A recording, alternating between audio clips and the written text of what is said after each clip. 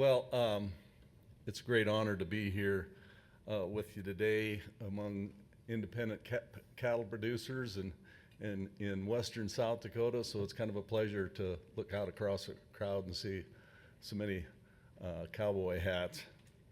As a lifelong rancher myself, I understand the importance of your work and how challenging it can be.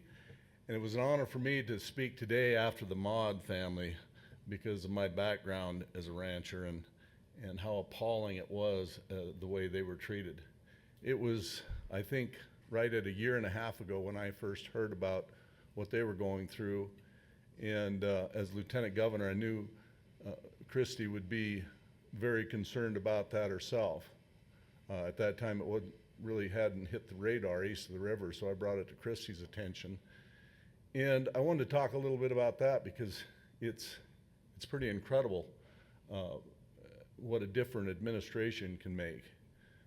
Christy went immediately to work on that, and she contacted Secretary Vilsack at the time, both by letter and directly, and the Biden administration, and it was crickets. No response, nothing. It's almost exactly a year later, after I became governor, I got to know Brooke Rollins almost immediately and was very impressed with her. I traveled to DC and had 3 or 4 meetings with her. And so when this reemerged, I contacted her early on and told her the same situation, sent her a letter, did exactly what Christy did a year prior with the Biden administration, sent her a letter and gave her a call. She returned that call immediately and she went to work. And it was incredible how fast she got things done and encouraging to me. And then when she called and said, it's a done deal, they're having the press conference on Wednesday, I was blown away. What difference it can make to have somebody like her that still has a heart for the producers and has a little common sense. In fact, that issue has triggered the Trump administration into setting up structure to make sure this will never happen again, that they have a clearinghouse if you have been, find yourself in a situation similar to that. So enough about that.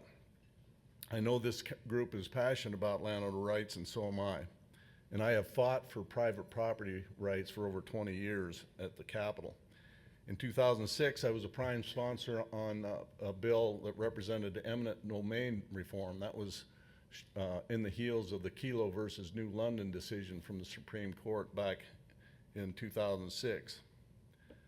When we work together and consider all perspectives, we can do great things for the people of South Dakota. Extremist environmental policies from Washington are not good for South Dakota or for our nation. We've been working with the Trump administration to relieve regulations on ag producers and landowners. With that in mind, I did want to mention a little bit about what's on all of your minds, and that's House Bill 1052 to protect landowners' rights. We are keeping South Dakota open for opportunity, and House Bill 1052 did not change that. The ethanol industry will remain a crucial part of our state's economy. House Bill 1052 was good for our state because it completely reset the conversation. I've met with several leaders in the ethanol industry since signing that bill, and they recognize why we need to reset the conversation. It's my hope that in the future, any company looking to build such a project will develop a stronger relationship with landowners. Summit Carbon got off to a terrible start, and they were never able to rebuild trust once that trust was destroyed. South Dakota must continue to be a state that respects landowners and ag producers. We are the stewards of the land who work day in and day out to put food on our table and the table for the world. You know, I don't just care about landowners. I am a landowner. I don't just care about farmers and ranchers. I am a rancher. And when my time in office is done, I'll return home to that ranch. The good Lord bless my wife Sandy and me with a ranch and a home that I wouldn't trade for anything. I think until you've worked the land, or until you've put your own life in jeopardy protecting animals, or carried baby calves to a barn in the middle of a raging snowstorm in the middle of the night,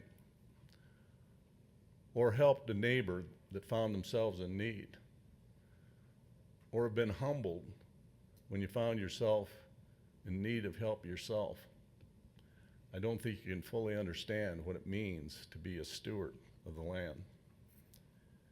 I know that everyone in this room understands those challenges.